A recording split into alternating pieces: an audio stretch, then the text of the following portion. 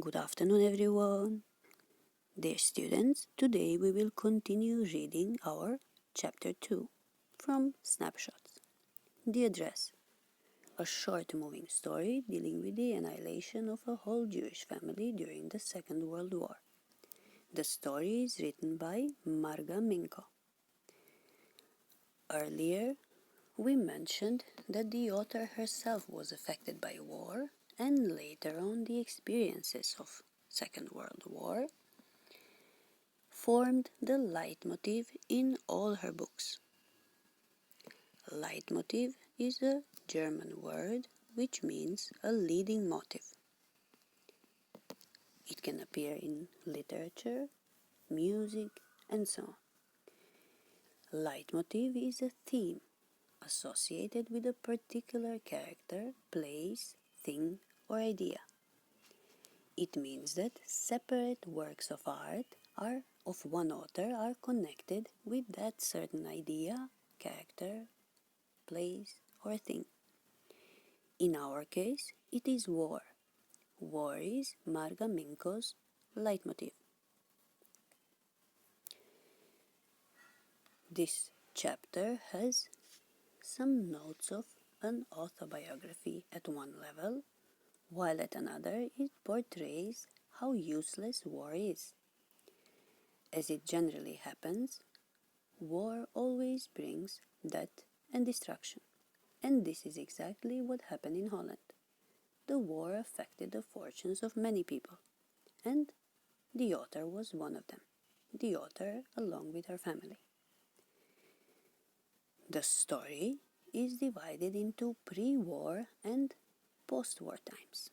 So the author is describing us some events from pre-war times and post-war times. We also mentioned that there are few main characters. The daughter is one of them. She is the narrator who returns to Holland, and she goes to a address where her mother's belongings were kept. She goes to visit Mrs. Darling. Another character is Mrs. S.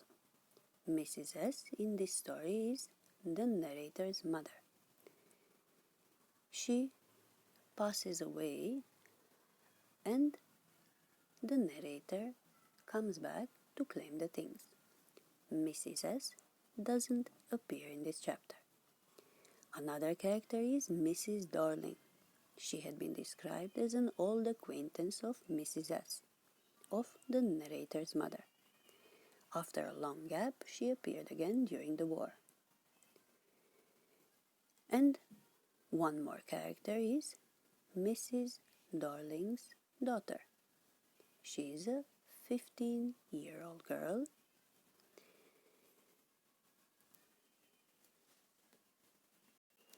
and she is there to receive the author, the narrator, when she comes to visit Mrs. Darling for a second time. This chapter starts with the narrator visiting Mrs. Darling for the first time. So when war ended, things came back to normal, and after some time, only the daughter had returned home to her town alive. She was the only one who survived. The author, an educated girl, knows her family has perished in the Nazi camps, but she remembers one Mrs. Darling who had befriended her mother for taking possessions of the valuables of the home, apparently to hold them in safe custody. She even insisted and physically carried them away. These items were to be returned after the Jewish family returned home after the war, but they never did. So, first time, when the narrator went to claim her belongings, Mrs. Darling opened the door and she refused to recognize her. The cold reception she gets and the torment in her heart are encapsulated in this story. After the woman refuses to recognize her, the narrator is very surprised. She is taken by surprise. The narrator tells Mrs. Darling that she is Mrs. S's daughter. However, things don't move much further. Mrs. Darling is refusing to recognize her. She held her hand on the door as though she wanted to prevent it opening any further. So she opened the door slightly, only a chink, only a little bit. She was peeping out, and her face gave absolutely no sign of recognition. She kept staring at her in silence. The narrator doubted if she had knocked the wrong door, if she had rung the wrong bell. She was not sure, saying that she had seen the woman only once before, years ago. This added to her doubt, but the address was the same her mother had told her to remember. It was 46 Marconi Street. Then the narrator got a glimpse of a green knitted cardigan which Mrs. Darling was wearing. This cardigan was her mother's cardigan. This confirmed to her that she had reached the correct address. The narrator asked Mrs. Darling, "Well, you knew my mother." However, Mrs. Darling replied with a question. She said, "Have you come back? I thought that no one had come back." So when she said this, it was clear that she was not pleased to see her again. She was afraid she will have to return those belongings. This statement also indicates that these two families knew each other. The author answered that it was only her who came back. It was she only who survived and came back. We know that when the Second World War was going on, the narrator's family, being Jews, left their hometown to take refuge. So some people who remained there thought that those people who had left their homes would never come back. That is why Mrs. Darling was surprised to see her on the door. She refused to recognize her, and she obviously didn't want to return those belongings now. Although the narrator said that she had come here specially on the train, Mrs. Darling said it's not convenient for her now. She excused herself and she closed the door. After this refusal, the narrator walked back to the station and she thought about her mother. Her mother had given her Mrs. Darling's address years ago. It had been in the first half of the war. The narrator's mother told her about her acquaintance, Mrs. Darling. She also informed her that every time when Mrs. Darling came, she took something with her. It has been in the first half of the war when the narrator came home and noticed how some things in the house were missing. Her mother told her about Mrs. Darling. The narrator had never heard of Mrs. Darling before. But suddenly Mrs. Darling had started coming regularly to their house, and every time she visited, she would take something with her. One day she took all the silverware. Then she took the antique plates that hung on the wall. It was a wartime. The reason Mrs. Darling gave for her actions was that she wanted to save all these things, as the narrator's mother would not be able to save everything in case they have to leave suddenly. The narrator's mother had accepted the idea. She agreed. She was rather feeling thankful and obliged towards Mrs. Darling that she was carrying such heavy luggage every time she visited, as it was really risky during the war. She didn't want to talk details. She said it would be an insult to talk like this. We should be thankful she's doing it.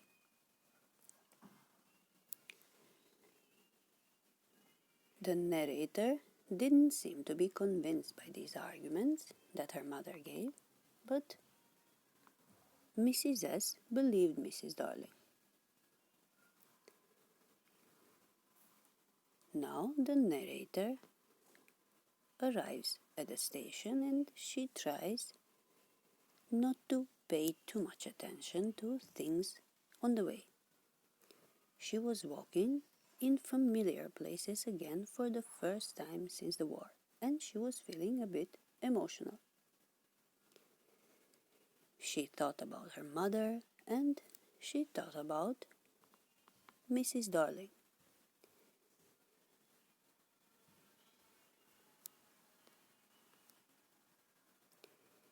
She also remembered the address, but she had waited a long time to go there. Initially, she was not interested in all that stored stuff that earlier belonged to her mother. She hesitated for a long time to claim her belongings. She was also too horrified to see the things which would remind her of her dead mother. So first time when she went to claim her belongings, Mrs. Darling refused to recognize her and she went back empty-handed. Then she decided to visit for the second time. She decided to pay a visit to Mrs. Darling for the second time because curiosity grew in her. She was curious about all these belongings. She wanted to touch them, feel them, and remember them, because these things presented a connection with her mother, who was no more.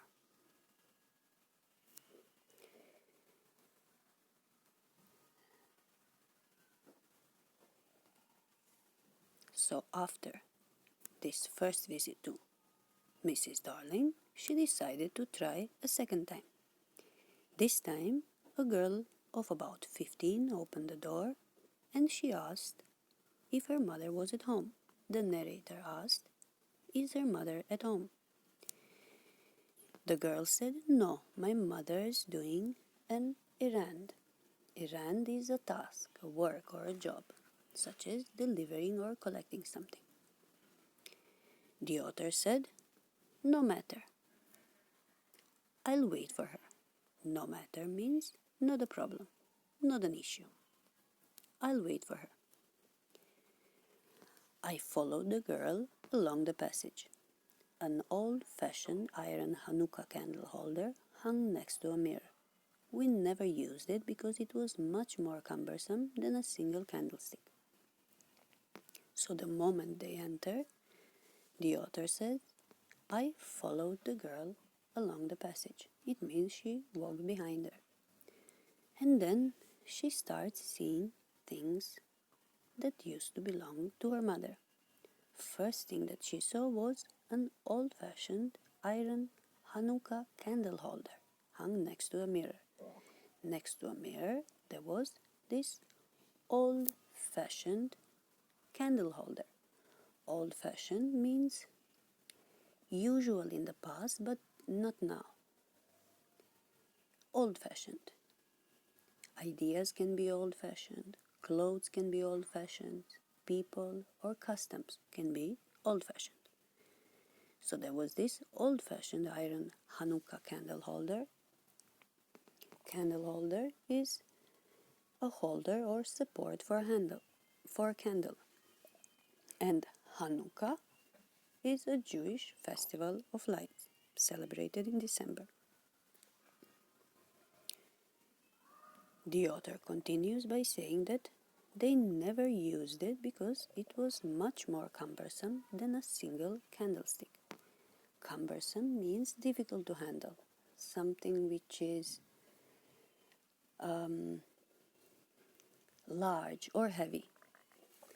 This old-fashioned iron Hanukkah candle holder was much more cumbersome, much more bigger and heavier than a single candlestick. Candlestick refers to an object for holding a candle or candles. "Won't you sit down?" asked the girl. She held open the door of the living room and I went inside past her. The girl, the 15-year-old girl, asked the narrator to take a seat. She held open the door. It means she opened the door and held the door of the living room, and the author went past her. She went past her means she went in front of her. The author entered first, while the girl was holding the door open. The narrator continues. She said, "I stopped, horrified. I was in a room I knew and did not know." The narrator said that she was horrified. She was suddenly in this room that she knew and didn't know, because there were so many things around her which used to belong her, but now they were in different surroundings. So she stopped. Horrified means filled with horror, extremely shocked.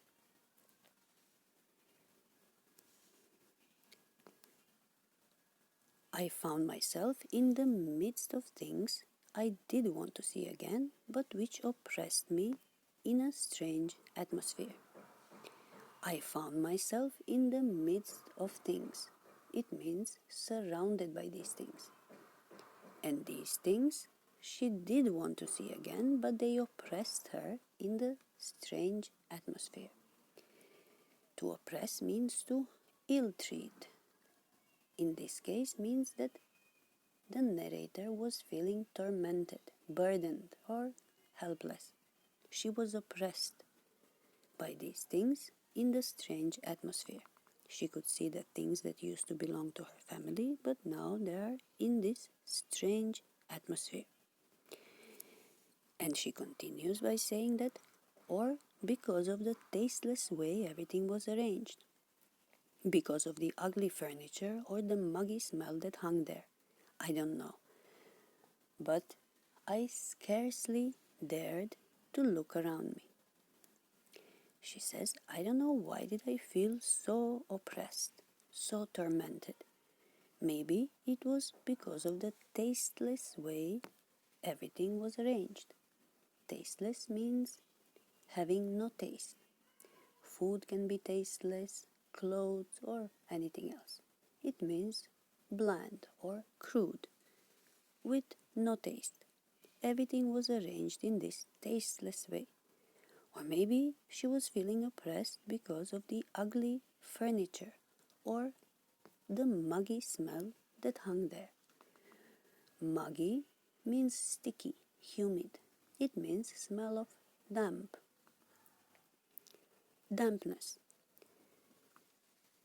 And she says, I scarcely dared to look around me.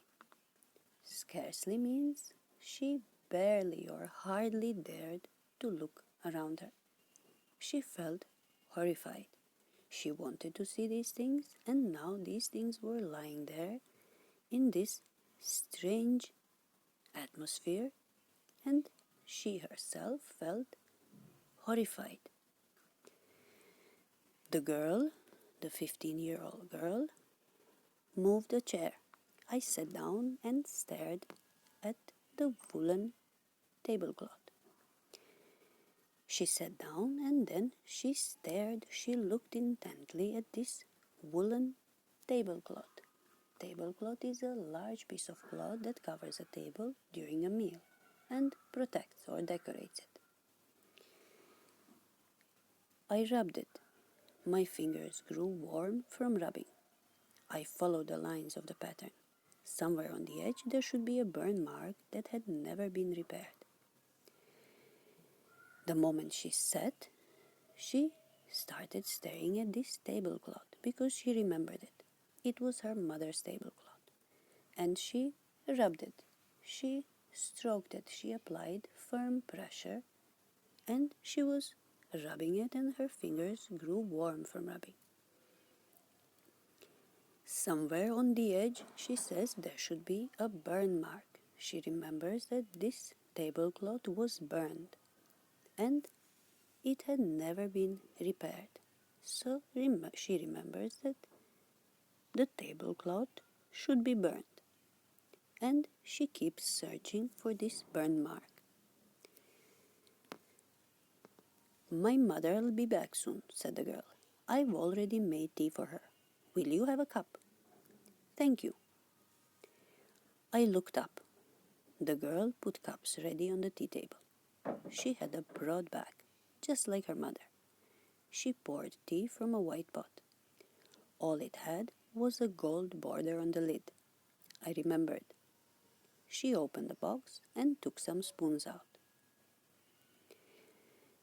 Here the girl, the 15-year-old girl, is offering the narrator some tea. The narrator says, I looked up. The girl put cups ready on the tea table. To put cups ready means she put the cups and the cups were ready for serving. The narrator says she had a broad back, just like her mother. She poured tea from a white pot. And she knew that this pot had a gold border on it, on the lid. She remembers it because the pot was also theirs. Then the girl opened the box and took some spoons out. That's a nice box, I heard my own voice. It was a strange voice, as though each sound was different in this room. Here we can see the author is feeling quite uneasy, and sometimes it happens that when we feel uneasy, the words just slip out of our mouth. This is what happened here. She just suddenly said, that's a nice box, and she couldn't believe that she said it. She said, I heard my own voice. She was feeling quite tormented. Oh, you know about them? She had turned round and brought me my tea. She laughed. My mother says it is antique. We've got lots more. She pointed round the room. See for yourself. I had no need to follow her hand. I knew which things she meant. I just looked at the still life over the tea table. As a child, I had always fancied the apple on the pewter plate. Here the girl says that her mother says it is antique, and she says that we got lots more. We have a lots more of these things. And she pointed round the room after she brought the tea. The author knew very well where are these antique things, because these things belong to her family. She didn't follow her hand. She didn't need to, because she knew these things were there, which things were antique and which old things were there. She just looked at the still life over the tea table. Still life is a life painting or drawing. It is a particular kind of painting or drawing.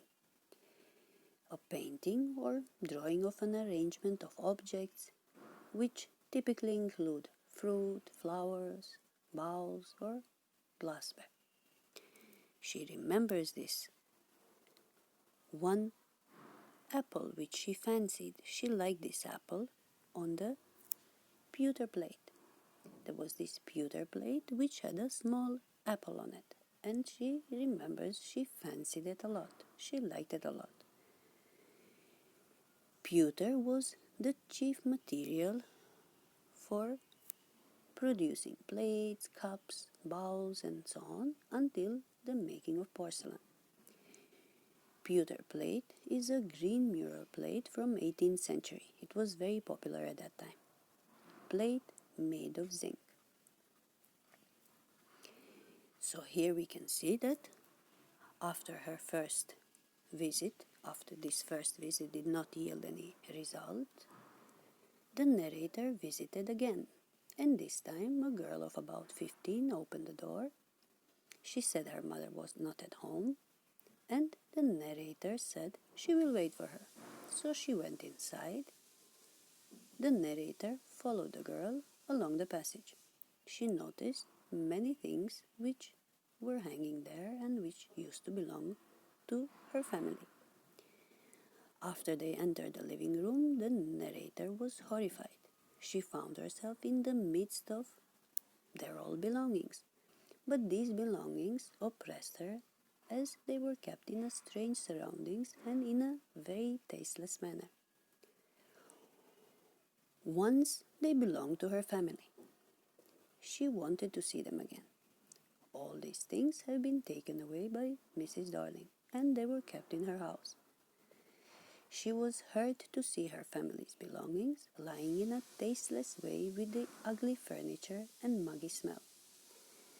The tablecloth, the silver cutlery, and even the still life showing the apple on the tin plate belonged to her family. The narrator was observing the girl keenly. She also noticed that she had a broad back similar to that of Mrs. Darling. After this girl poured tea from the pot, the narrator remembered that the teapot had a golden border on the lid, and she also recognized the box and many other things. All this crockery and cutlery belonged to the narrator's family. But the 15-year-old girl, Mrs. Darling's daughter, she was not aware of the fact, at least in that moment.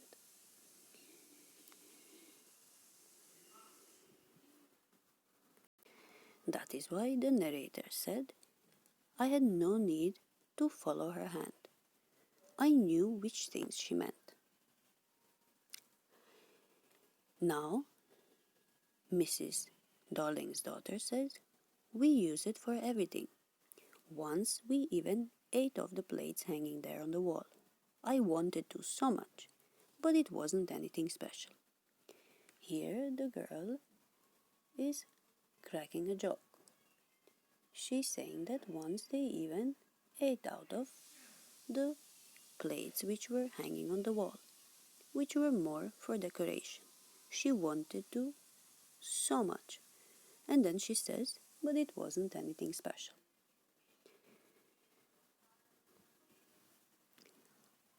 I had found the burn mark on the tablecloth. The girl looked questioningly at me. Finally, the author had found this burn mark, for which she knew it was there. And the girl looked at her in a curious and questioning manner. Questioningly. Questioningly is an adverb. Yes, I said. You get so used to touching all these lovely things in the house, you hardly look at them anymore. You only notice when something is missing, because it has to be repaired or because you have lent it, for example. When the narrator says you only notice when something is missing, she is right, because we often take things for granted. We get used to the things lying around. Their worth is realized only when they go missing, or when we lend them, as author says. We realize their true value only when they are not in front of our eyes, which is quite true. Again I heard the unnatural sound of my voice, and I went on. The author says that again she heard this unnatural sound of her voice. It was just coming out of her. And she said, I went on. I went on means I continued. I remember my mother once asked me if I would help her polish the silver. The narrator is telling Mrs. Darling's daughter about one occasion when her mother asked her to help her polish the silver. To polish means to shine, to make the surface of something smooth and shiny by rubbing it. We can polish spoons, forks, plates, glasses, shoes. It was a very long time ago, and I was probably bored that day, or perhaps I had to stay at home because I was ill, and as she had never asked me before. The author says that her mother had never asked her to polish any silver, and that day she was at home, perhaps she was not feeling well. However, she remembers it very clearly that her mother asked her to polish the silver. I asked her which silver she meant, and she replied, surprised, that it was the spoons, forks, and knives, of course. And that was the strange thing. I didn't know the cutlery we ate of every day was silver. Cutlery consists of knives, forks, and spoons that we eat our food with. The narrator tells us about her mother, who asked her to polish the silver, and she was not aware that they have any silver in the house. Then her mother, surprised, told her that their spoons, forks, and knives should be polished. They were made of silver. And the author says that was the strange thing. I didn't know the cutlery we ate of every day was silver. The girl laughed again. I bet you don't know it either. I looked intently at her. Now the author is telling the girl that I'm sure, I bet. I bet means I'm sure. I'm sure or I bet you don't know it either. And she looked intently at her. The girl said, "What we eat with?" she asked. The author says, "Well, do you know?" She hesitated. The girl, Mrs. Darling's daughter, she hesitated. She was not sure, so she walked to the sideboard and wanted to open a drawer. "I'll look, it's in here." She wanted to see herself. She wanted to open this drawer and see for herself what are their spoons, forks, and knives made of. They were kept in a drawer. Drawer is a box-shaped storage compartment, usually horizontally, in and out of a desk, chest, or other piece of furniture. She had her hand on the drawer. She was just about to open the drawer, when she said, I jumped up. I was forgetting the time. I must catch my train. The narrator decides to leave suddenly. So she jumps up and she says, "Oh, I was forgetting the time. I must go. I must catch my train." The girl had her hand on the drawer already, and she said, "Don't you want to wait for my mother?" The author said, "No, I must go." I walked to the door. The girl pulled the drawer open. "I can find my own way." So here, while she was walking to the door, the girl was very keen to find out what are their spoons and forks and knives made of. So she was pulling the drawer open, and in the same moment the author said, "I can find my own way." It means you don't have to come along, I will go out myself. As I walked down the passage, I heard the jingling of spoons and forks. Jingling means sounding like small bells, tinkling. At the corner of the road, I looked up at the nameplate. Marconi Street, it said. I had been at number 46. The address was correct. The author is, once again, checking, is she at the right place? She cannot believe this is happening. However, she says, but now I didn't want to remember it anymore. I wouldn't go back there because the objects that are linked in your memory with the familiar life of former times instantly lose their value when, severed from them, you see them again in strange surroundings. The author says she would prefer to not go there, not go back there. She doesn't want to go there anymore, to this address, and she says it is because the objects that are linked, that are connected in your memory with the familiar life of the former times, they immediately lose their value when, severed from them, you see them again in strange surroundings.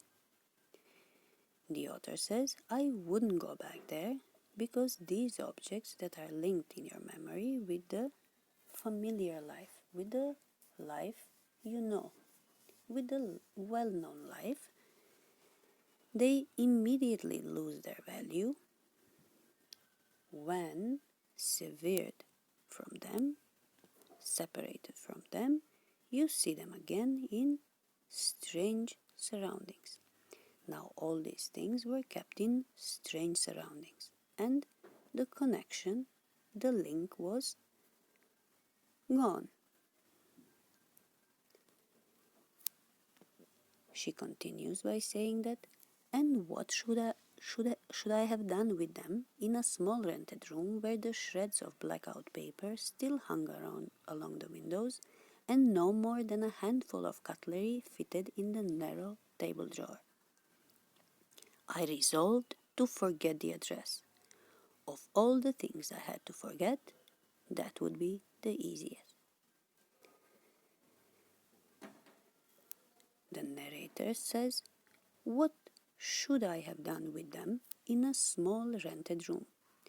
She reminds us that she lives in a small rented room where the shreds of blackout paper still hung along the windows, and there was no place, no more than a handful of cutlery fitted in this narrow table drawer that she had. Here the narrator tells us that she wants to forget about all these things. They lost their meaning, and as it is, she couldn't even fit them at her place. She decided that she could not stay there any moment longer, and this is why she went so abruptly. She jumped up. She couldn't stay any moment longer. She said she must catch her train. The address was correct, but the narrator didn't want to remember it anymore. She felt that the objects were linked to a memory of a time which no longer existed, and all the belongings reminded her of her former times. But the things, they lost their value in these strange surroundings. Their true owner was no longer, and that is what mattered the most. Her mother was gone, and she didn't care about these things anymore. She comforted herself that her present house was too small to accommodate all the stuff. Those belongings didn't seem as important as before, so she leaves the house and she leaves her family belongings behind. She says, I decided to forget the address. Of all the things I had to forget, that would be the easiest. And she is right. It is easy to forget about it, because these are only things, and with time, things will also be gone. The most important thing was that the owner, their true owner, her mother, was no longer there. That is what mattered the most. She could not be brought back. That is why the author decides to forget the address and belongings as well. This would be the easiest thing to forget. As she mentions on few occasions, these things didn't give a good feeling now. She says these things oppressed her in a strange atmosphere.